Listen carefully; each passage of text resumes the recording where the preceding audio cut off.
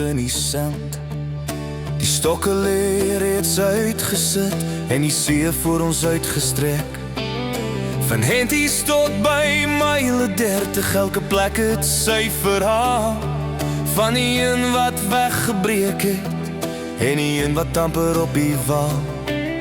Die wind waai soos hy wil waai, maar niemand kla vandag.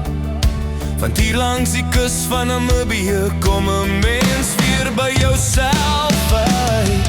Hier langs die branders met my voete in die sand, met goeie vriende langs my en 'n visstok in die hand.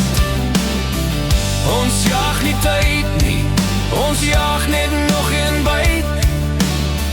Hier langs die branders voel die lewe net reg. Die meeuwe draai oor die water, die lyne sny deur die wind. En almal word skielik wakker wanneer een stop begin buig. Iemand roep, dis 'n kabeljou, die ander sê dis sommer gras. Maar almal hardloop nader, want dalk is dit die een vir vandag. Die ure gly stadig verby met stories en koue drank.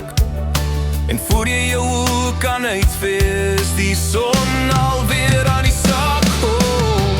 Hier langs die branders met my voete in die sand, met goeie vriende langs my en 'n visstok in die hand.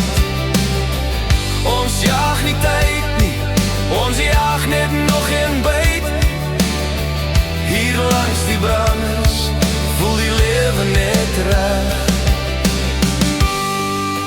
Vir Henties, vir myl 30, vir die branders en die groot stories, vir die kabeljou wat wegkom en die een wat wel byt, vir die lag wat harde klink as die see.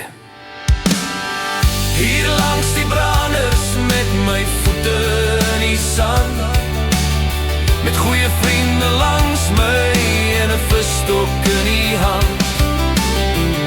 Ons jag nie tyd nie, ons jag net nog een byt. Want die beste deel van visvang was nog altyd die mense langs jou.